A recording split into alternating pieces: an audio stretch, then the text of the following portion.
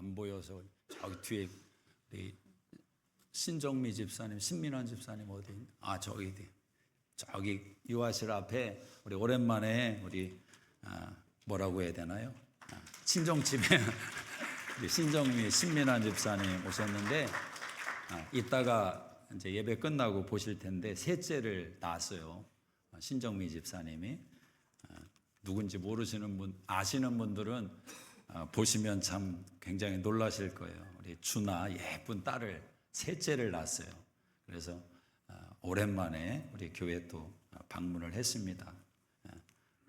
저는 임신했다는 얘기 듣고 상상이 처음에는 안 됐는데 또 어제 이렇게 금요일에 보니까 또 뭐라고 또 말을 잘해야지 제가. 그래서 너무너무 예쁘더라고요. 그래서 오랜만에 또 만나봐서 너무 반갑고 주 안에서 좋은 교제가 있기를 원합니다. 여호수아서 말씀을 지금 계속 시리즈로 나누고 있는데 오늘 8번째 시간입니다. 제목이 한번 읽어보실까요? 시작. 여리고성은 무엇인가? 여러분 인생에서 인생하면 연세 드신 분들은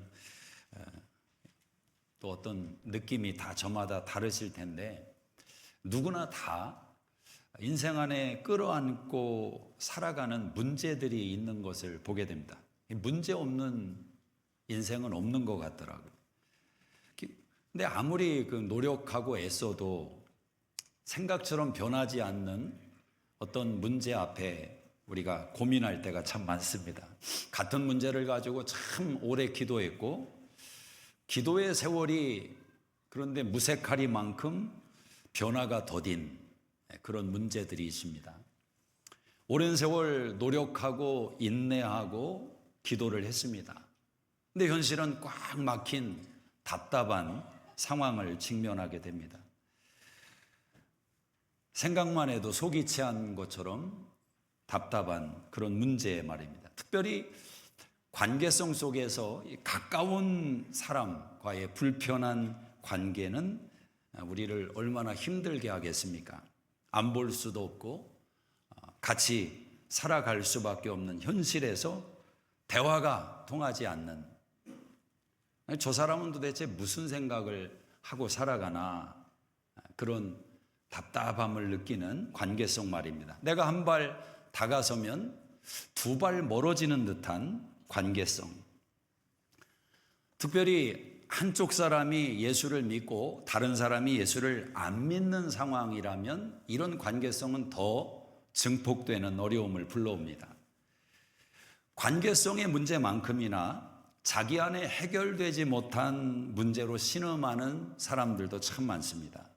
이번 주 신문에 한 기사가 눈에 들어왔습니다.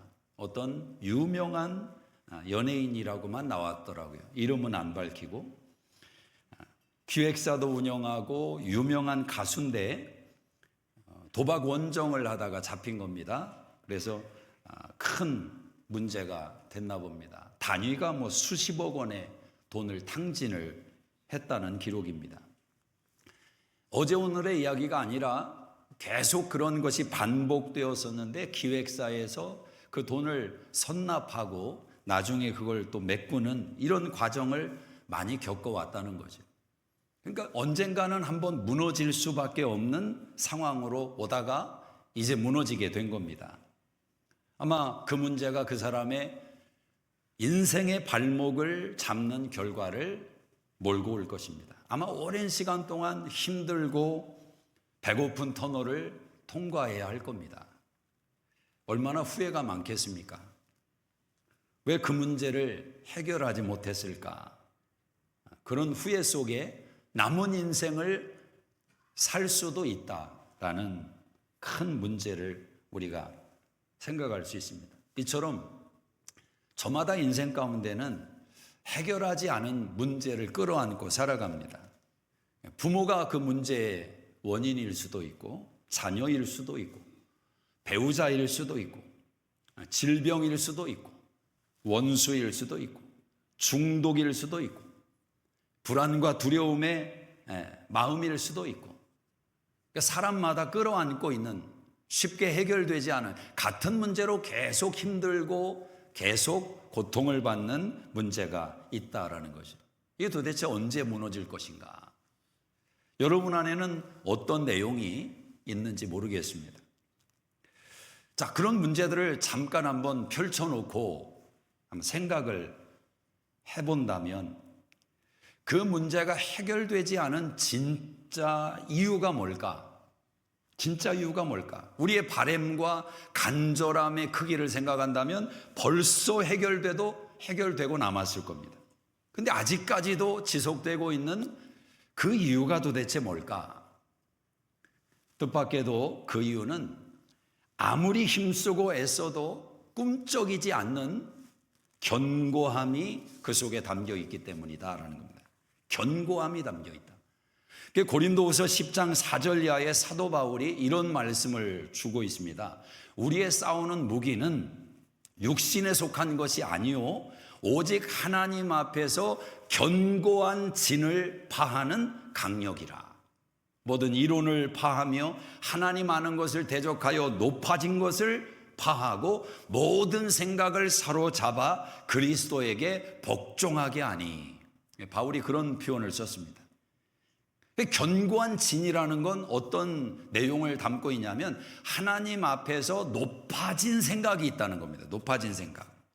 내가 주인이라는 거죠. 내가 다 알고 내가 결정하는 것이고 내가 왕이고 내가 답이다. 이 생각을 가지고 있는 그 생각이 견고한 진이 되고 있다. 근데 이 견고한 진 같은 문제를 가만히 들여다보면 공통점이 몇 가지가 있다는 겁니다. 그 공통점은 쉽게 해결 방법에 접근할 수가 없다는 겁니다. 말이 안 통하는 상황을 가지고 있다는 겁니다. 진심을 밖으로 드러내지 않는다는 겁니다. 나 큰일 났어요. 이런 문제가 있고 하나님이 도와주시겠지요. 이렇게 해주시겠지요. 저렇게 해주시겠지요. 신앙 안의 고백은 분명히 언어는 사용하고 있는데 그 마음 중심 속에는 견고한 진이 자리를 잡고 있다는 거죠. 구조화된 장벽이 있다라는 겁니다. 오늘 본문에 보면 그런 구조화된 문제, 장벽 앞에 서 있는 사람들이 등장을 합니다. 가나안 땅을 앞에 두고 이제 가나안 부족과 싸움을 벌이고 자기 후손들을 데리고 가서 살아야 될 그 땅을 마주하고 있는 이스라엘 백성들. 그들 앞에 직면해 있는 문제가 여리고라는 문제라는 겁니다. 이 여리고를 해결하지 않고는 가나안의 축복은 없습니다. 가나안의 약속은 없습니다. 반드시 여리고의 문제를 해결해야 됩니다. 근데 그 여리고의 상황을 성경은 이렇게 기록을 하고 있습니다. 여러분 1절을 한번 자세히 읽어봅니다. 1절 시작. 이스라엘 자손들로 말미암아 여리고는 굳게 닫혔고 출입하는 자가 없더라. 여리고의 상황이 어떤 상황이냐면 굳게 닫혔고 출입하는 자가 없더라. 비장한 각오로 일전을 치르기 위해서 준비하고 있는 여리고성 안의 사람들, 아주 긴장감이 여리고성을 둘러 흐르고 있는 모습을 상상할 수 있습니다. 그들도 얼마나 두렵겠습니까? 홍해를 가르신 하나님이 이끄는 이스라엘 군대를 맞이하는 이 여리고성 안의 왕과 그 백성들도 얼마나 살떨리는 시간이겠습니까? 바로 이 여리고성은 오늘 우리의 인생 속에 직면한 문제와 같은 요소를 담고 있다라는 거죠. 이 문제들이 해결되지 않으면 가나안의 축복이 없습니다. 가나안의 풍성한 삶이 요원한 것입니다. 어떻게 해서라도 이 문제를 넘어야 됩니다. 마찬가지로 우리의 삶에 짓누르고 있는 그 문제는 우리에게 이런 생각을 불러오는 겁니다. 이 문제만 해결되면 내가 너무 좋을 것 같은데, 내 인생이 날개를 달고 날아오를 것 같은데 왜 이게 해결되지 않을까? 극도의 긴장이 흐르고 있는 여리고성처럼 우리의 삶에 그런 긴장을 불러오는 문제가 있다라는 거죠. 자, 이 문제를 어떻게 풀 것인가? 여호수아와 이스라엘 백성들이 생각하지 않았겠습니까? 밤에 기습을 할까? 저 성문이 약할 것이니까 성문을 집중적으로 공격할까? 아니면 높은 사다리를 동원해서 여리고성에 먼저 선발대를 보낼까? 뭐 다양한 방법과 방정식이 떠올랐을 겁니다. 그런데 그러고 있는 이스라엘 백성과 여호수아에게 하나님이 전략을 제시하는 겁니다. 하나님의 방법, 하나님의 전략. 그게 무엇입니까? 우리 3절을 같이 한번 2절 3절을 읽어볼까요? 2절 3절 시작. 여호와께서 여호수아에게 이르시되 보라 내가 여리고와 그 왕과 용사들을 내 손에 넘겨주었으니 너희 모든 군사는 그 성을 둘러 성 주위를 매일 한 번씩 돌되 엿새 동안을 그리하라. 자, 여기 중요한 게 있어요. 하나님은 여리고와 그 왕과 용사들을 이미 주셨다라는 겁니다. 네 손에 넘겨 주었으니 과거형이에요. 완료됐다는 겁니다. 그런데 3절에 보니까 성 주위를 매일 한 번씩 돌아라. 매일 성 주위를 한 번씩 돌아라. 하나님의 전략은 이겁니다. 싸우지 마. 싸우지 마. 그리고 엿새 동안 성 주위를 하루에 한 바퀴씩 돌라는 겁니다. 양강나팔을 불며 제사장들이 언약궤를 메고 성전을 이 여리고성을 한 바퀴씩 돌라는 겁니다.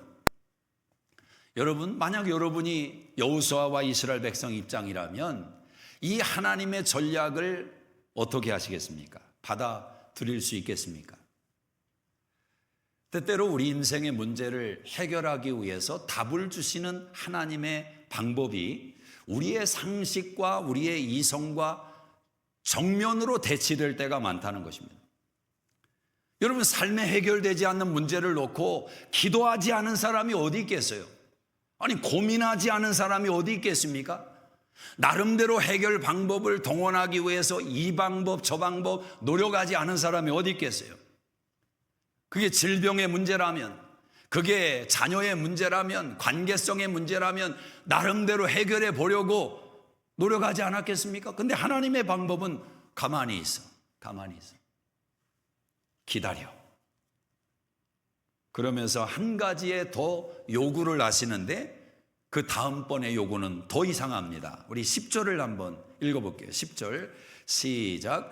여호수아가 백성에게 명령하여 이르되 너희는 외치지 말며 너희 음성을 들리게 하지 말며 너희 입에서 아무 말도 내지 말라. 그리하다가 내가 너희에게 명령하여 외치라 하는 날에 외칠지니라 하고. 자, 하나님이 두 번째로 제시하는 방법은 뭐냐면 침묵하라는 겁니다. 가만히 침묵하라. 성을 말하지 말고 돌라는 것입니다. 말하지 말고 돌아라. 왜 침묵인가? 왜 말하지 말라고 하나님이 하시는가? 저는 혼자 상상을 해봤습니다. 이 장면을 여리고 성 안에 있는 왕과 백성들이 성 주위를 돌고 있는 이스라엘 백성들을 지켜봤을 것 아닙니까? 보고했을 것 아닙니까? 처음에는 긴장을 풀지 않고 지켜봤겠죠. 저것들이 무슨 꿍꿍이 속으로 저러나? 갑자기 저러다가 우리를 확 공격해 올 것이 아닌가? 경계심을 늦추지 않았겠죠. 그런데 다음 날도 똑같이 아무 소리를 내지 않고 성 주위를 돕니다. 다음 날도 한 5일쯤 되면은 여리고 성 안에 있는 사람들이 무슨 생각을 했겠습니까? 저게 뭐냐? 전체적으로 머리가 이상해졌나 보다. 저게 뭐냐 도대체? 그렇습니다, 여러분. 하나님의 방법이라는 것은 세상이 이해를 못합니다. 이걸 아셔야 됩니다. 하나님이 우리 인생의 문제를 풀어주시는 방식이 세상의 방식과 같지 않다라는 것을 먼저 전제로 출발을 하셔야 됩니다. 그러니 하나님이 해결해 주시는 방법으로 다가서지 않고 세상의 방법을 하나님의 방식인 것처럼 갖다 올려놓고 하나님 해결해 주세요. 하나님 왜 해결해 주시지 않습니까? 라고 하나님께 항변하면 어떻게 되겠습니까? 하나님의 방식이 세상의 방식이 아닌데 말입니다. 아무 말도 하지 마라. 하나님은 왜 그런 침묵을 요구하셨는가? 이 침묵의 레슨이 무엇이냐라는 겁니다. 여러분, 침묵이라는 것은 말하지 않는데 말하고 있다는 사실을 아십니까? 침묵이 소리를 낸다라는 것. 침묵에 무게가 있습니다. 그래서 침묵은 소리 없는 외침과도 같습니다.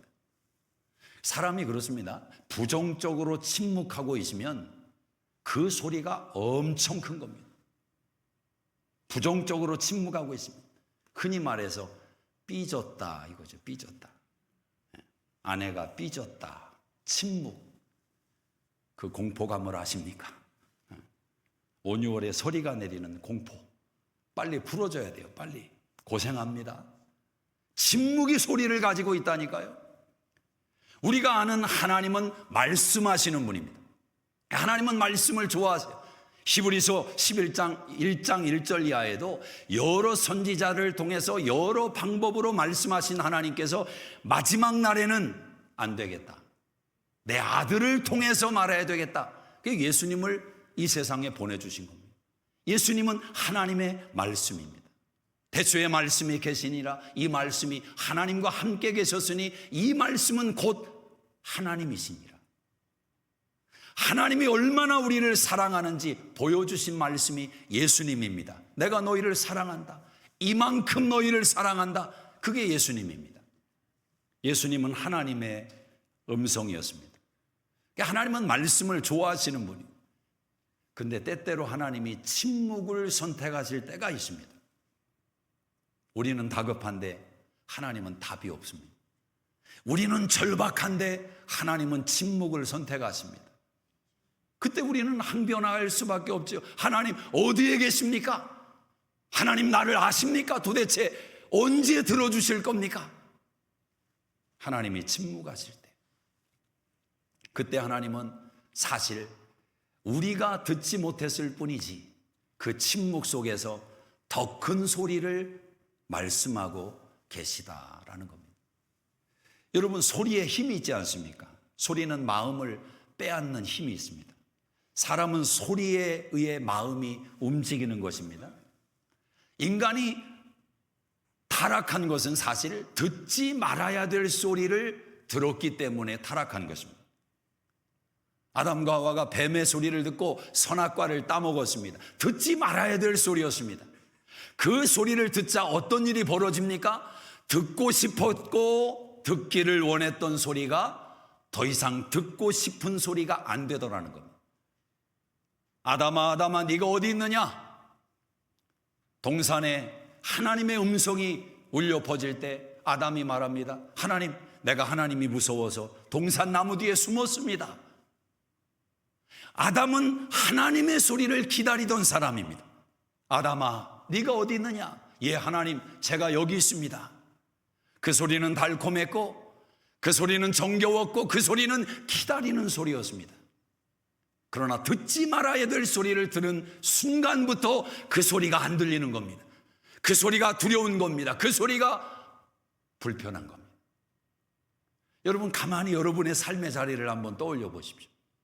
평소에 듣고 싶었던 소리, 평소에 정겨웠던 대화, 주고받은 대화.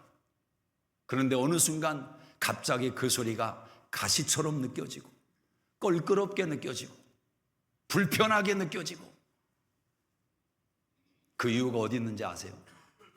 한번 가만히 들여다보십시오. 내가 듣지 말아야 될 소리를 들었기 때문은 아닌가?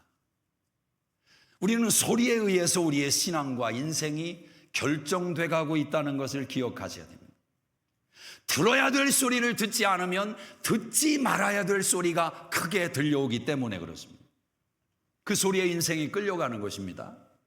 여러분, 세상의 소리가 얼마나 큰지 아십니까? 이 세상은 소리로 가득 차 있습니다.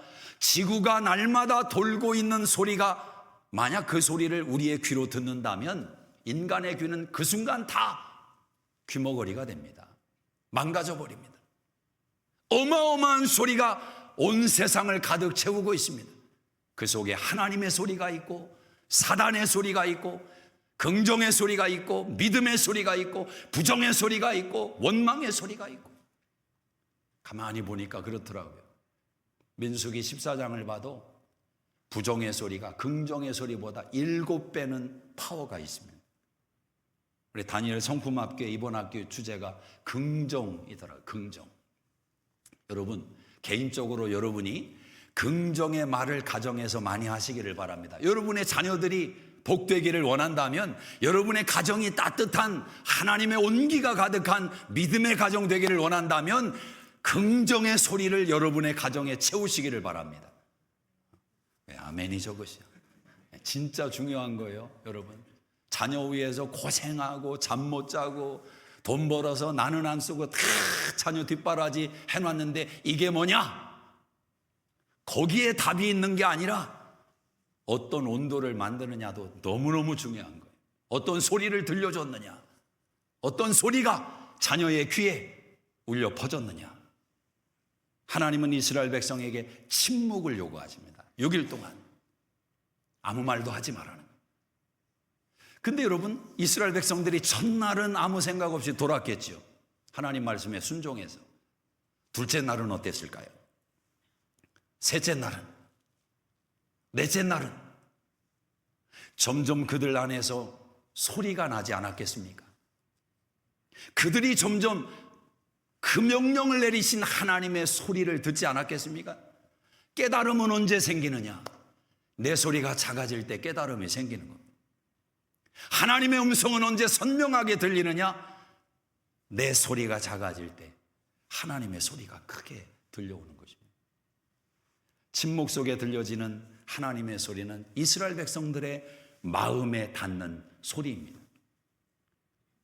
그들이 가나안 땅의 축복과 약속과 풍성함을 누리기 위해서 가자, 가나안으로 가자, 그렇게 전진하고 있는 그들에게 여리고성이, 직면하고 있는 여리고성이 문제이고, 여리고성이 장벽이고, 여리고성을 넘어야 가나안의 축복이 있다고만 생각했는데 그들은 침묵 속에서 또 하나의 장벽을 발견하게 됩니다. 또 하나의 장벽. 그것은 그들 내면에 있는 장벽이었습니다. 우리 인생의 문제도 마찬가지입니다. 오래 기도했다고 누구나 다 생각하고, 인내했다고 누구나 다 생각하고, 나름대로 좋은 방법 노력해봤다고 누구나 다 생각하는데 어느 순간 앞에 있는 성을 바라보며 한숨을 쉽니다. 언제 무너질까? 저 성은 언제 무너질까? 손이 닿도록 빌어보고 싶은 심정입니다. 때론 화가 나서 포기하고픈 심정입니다. 그 여리고성이 내 행복을 가로막고 있고, 저 여리고성이 내 인생의 풍성한 가나안 땅을 가로막고 있는 장벽으로만 여겨지는 겁니다. 그런데 침묵 속에서, 하루가 지나고 이틀이 지나고 사흘이 지나는 침묵 속에서 이런 생각이 밀려오는 겁니다. 혹시 하나님이 무너뜨리려는 장벽이 저 여리고성이 아니라 내가 아닐까? 내 마음이 아닐까?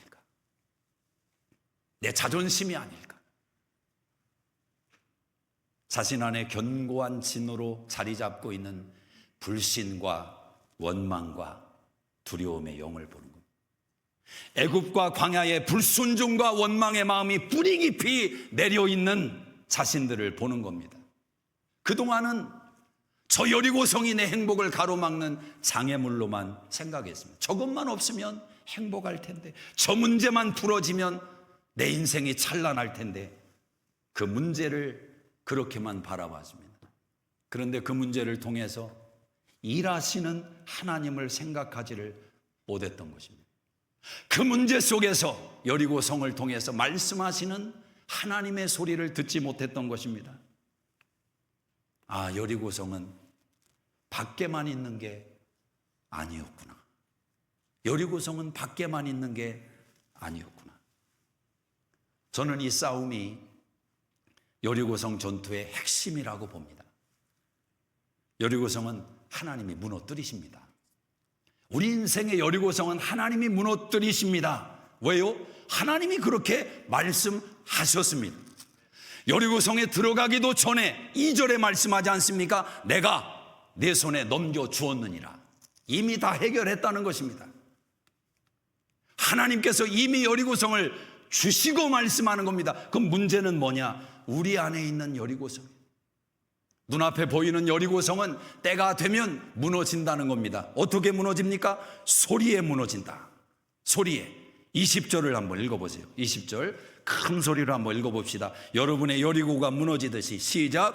이에 백성은 외치고 제사장들은 나팔을 불매 백성이 나팔 소리를 들을 때 크게 소리 지르니 성벽이 무너져 내린지라. 7일이 돼서 7바퀴를 돌고 이제 하나님께서 외쳐라. 그러니까 이스라엘 백성들이 성벽을 바라보면서 외쳤다는 거지요.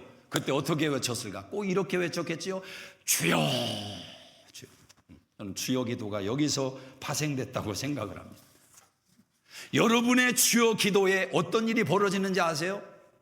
우리의 소리가 훈련되고 우리의 소리가 믿음으로 다듬어지기 시작할 때 우리의 소리는 능력의 소리로 변하는 것입니다. 불평과 원망과 한숨이 나오던 그 입에서 믿음의 소리가 나오기를 시작하는 겁니다. 하나님이 하실 거야. 합력하여 하나님이 이루실 거야.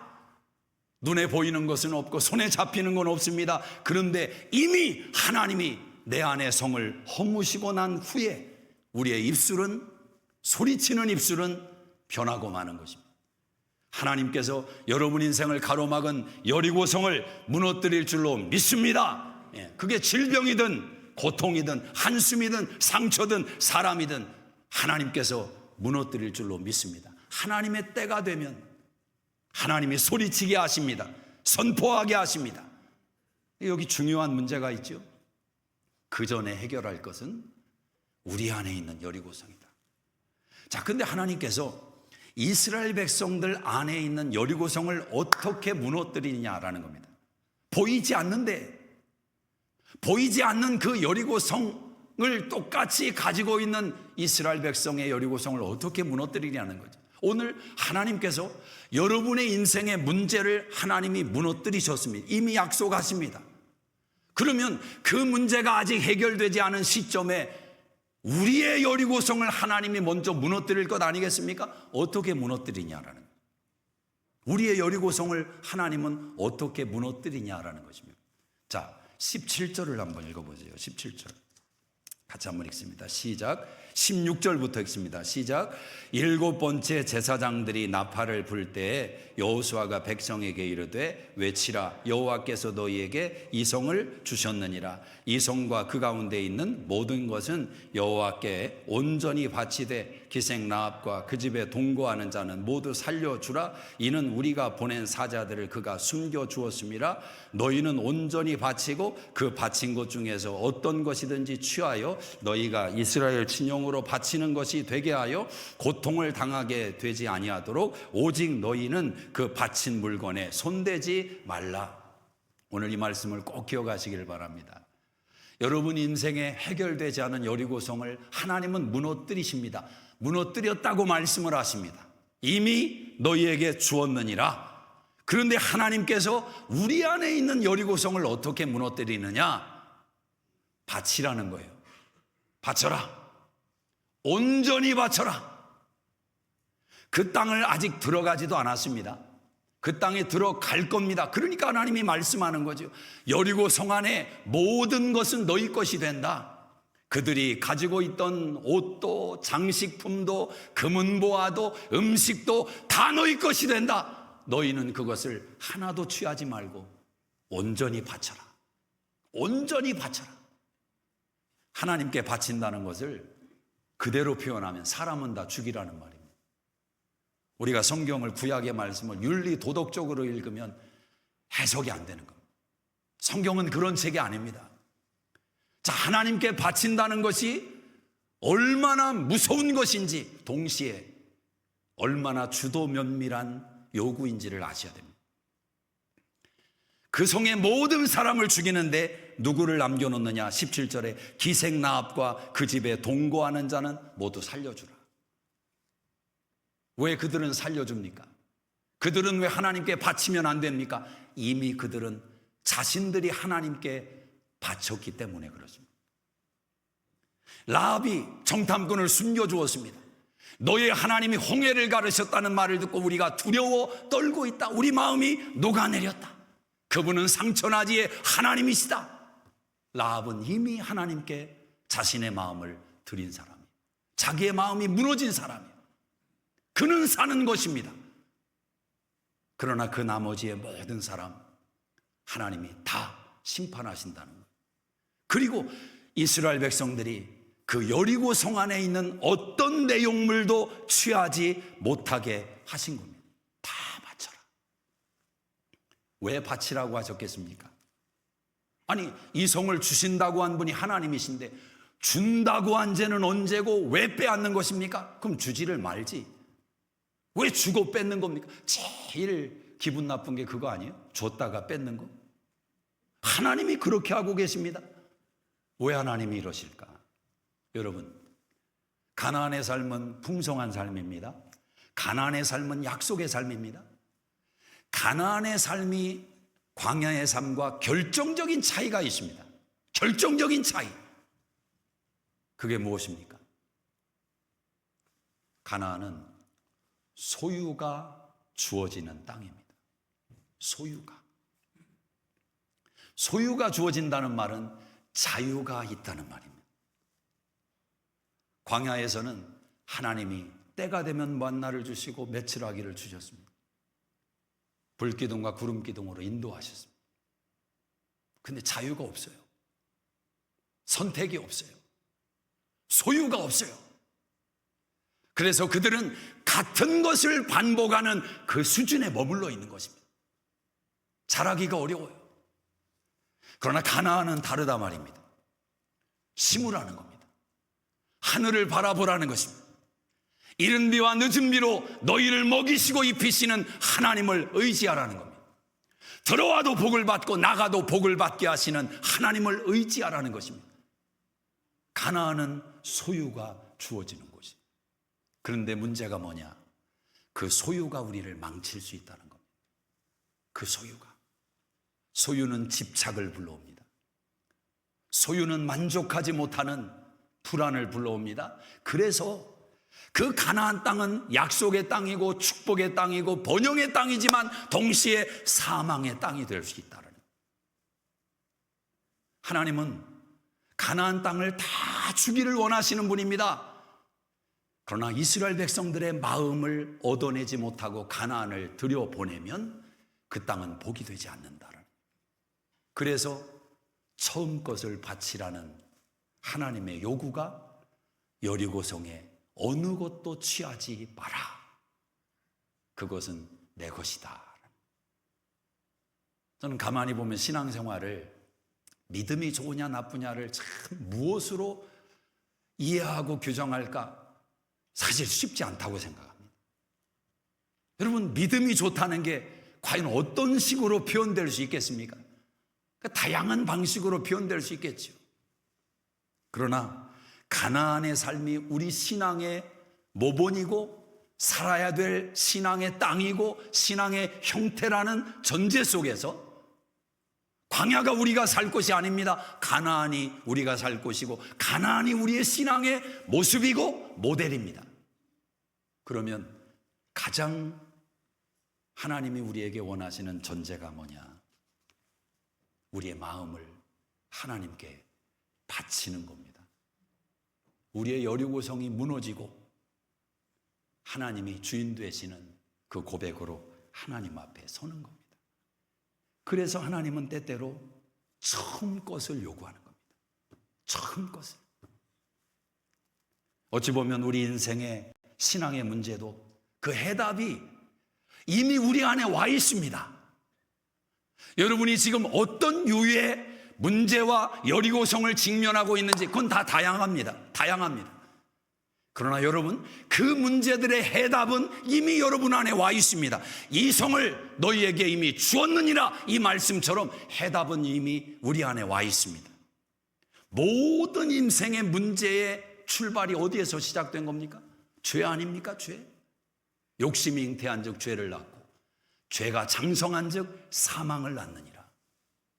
우리 안에 욕심이 소유에 만족하지 못하고 소유에 집착하게 만들고 우리의 욕심이 쾌락을 추구하게 만들고 우리의 욕심이 디모데후서 3장 1절 이하에 말세에 고통의 때가 이르느니 사람들이 자기를 사랑하며 돈을 사랑하며 이미 답이 다 와 있습니다.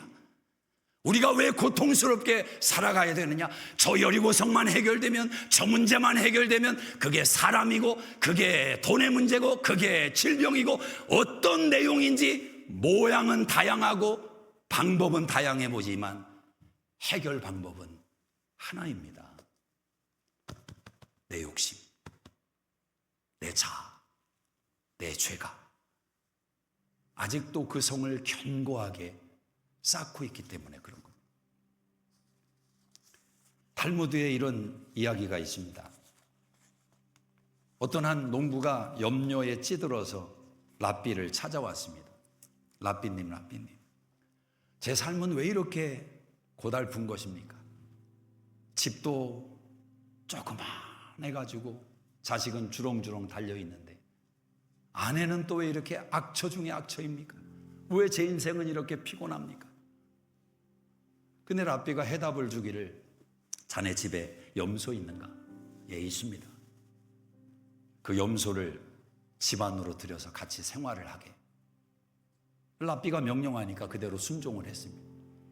며칠 후에 찾아왔습니다. 랍비님, 도저히 이거 살 수가 없습니다. 염소가 이게 얼마나 지저분한지 이거 어떻게 해야 됩니까? 랍비가 또 그럽니다. 자네 집에 닭이 좀 있는가? 예, 있습니다. 그 닭 10마리만 좀 집안으로 들여서 같이 생활하게. 또 랍비의 말이니까 순종하고 그렇게 했습니다. 며칠 후에 또 오는 겁니다. 랍비님, 이건 아닙니다. 염소는 지저분하지, 닭은 소리를 지르지, 이거 사람 사는 게 아닙니다. 그러자 랍비가 이 농부에게 그렇게 해답을 줍니다. 그러면 자네 오늘 집에 가서 그 염소도 내쫓고 10마리 그 닭도 다 밖으로 내쫓게나. 얼마 지나지 않아서 농부가 찾아왔습니다. 랍비님, 제 집이 궁전과 같습니다. 제 집이 궁전과 같습니다. 변한 것은 하나도 없습니다. 이 농부의 삶에 변했던 것은 없습니다. 그의 마음에 굳게 닫혀 있었던 여리고성이 무너지자 그 삶을 다시 바라보게 된 것 아니겠습니까? 아마 이 말씀을 들으면서도 여러분의 인생의 문제가 오늘 집에 간다고 해서 갑자기 다 해결되거나 풀어지거나 그러진 않을 거예요. 여전히 굳게 닫혀 있고 해결될 기미가 안 보이고, 그런데 하나님은 우리에게 어떻게 말씀하시겠습니까? 마치 랍비처럼 전혀 상식에 맞지 않는 이런 반응을 주실 수 있어요. 참아라. 기도해라. 더 심하게 도전할 수도 있습니다. 섬겨라. 일상을 살아가라고 하나님은 말씀을 하시는 겁니다. 일상을 살아가라. 오늘도 한 바퀴를 돌라는 겁니다. 일상의 삶을 그대로 이전에 하던 대로 오늘도 여리고성을 한 바퀴 돌아라. 일상을 살아가라. 근데 여러분, 참 신앙이 신비로운 게 여기에 있어요. 우리는 아무 생각 없이 일상을 또 살아가는 겁니다.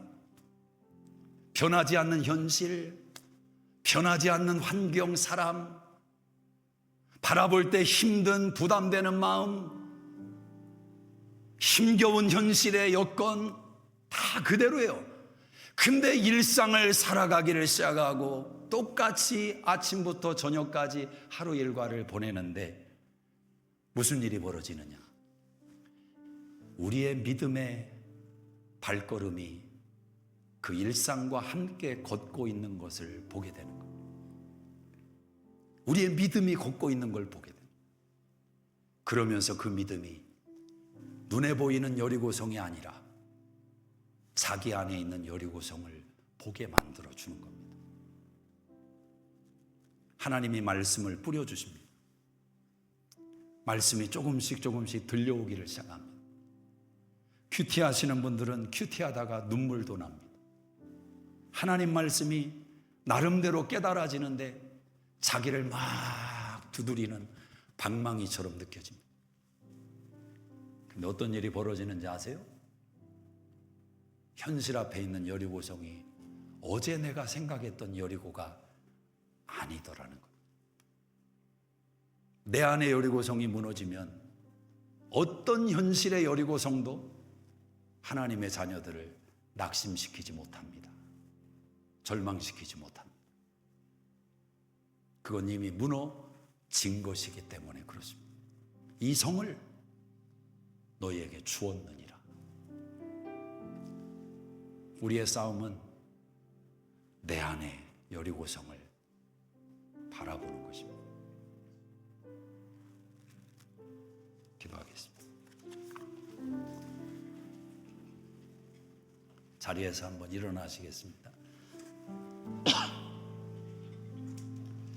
아마 나의 여리고성이 무엇인가 라고 질문을 던지면 힘든 불편한 배우자가 제일 먼저 떠오를 수도 있고, 최근에 힘겹게 끌고 가고 있는 사업장이 여리고성처럼 느껴질 수도 있고, 의사로부터 진단받은 내력이 나의 여리고성처럼 느껴질 수도 있습니다. 변하지 않는 자녀의 모습이 여리고성처럼 느껴질 수도 있습니다. 하나님은 우리에게 처방을 어떻게 내리시겠습니까?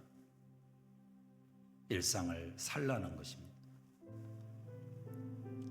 인내하고 견디면서 또 한 바퀴를 돌라고 하십니다. 그러나 그 말씀에 순종하는 사람들은 분명히 그 성이 무너지는 것을 경험하게 됩니다. 왜냐하면 자기의 여리고성이 무너졌기 때문에 그렇습니다. 오늘 무너져야 될 여러분 안의 여리고성은 무엇입니까? 견고한 진, 그게 무엇입니까? 하나님 아버지, 복된 가나안 삶으로, 풍성함의 삶으로 우리를 이끌어 주시는 주님을 찬양합니다. 우리의 남은 생애가 주님과 함께 동행하며 그 복된 여정을 누리기 원할진대 우리 안에 있는 여리고성을 보게 하시고 그 여리고성이 우리의 손에 의해 무너지는 은혜를 베풀어 주시옵소서. 라합처럼 결단하고 마음을 온전히 하나님께 드리는 우리 수종인들이 되게 하셔서 모든 것이 무너져 내리는 한복판에서 하나님의 건져주심과 살려주심과 보호하심을 경험하는 우리들의 생애가, 믿음이 자녀들이 되게 하여 주시옵소서. 이제는 우리 주 예수 그리스도의 은혜와 하나님 아버지의 놀라우신 사랑하심과 성령님의 감화감동 역사 충만케 하심이 이 한 주도 함께 하시기를 간절히 축원하옵나이다. 아멘. 아멘.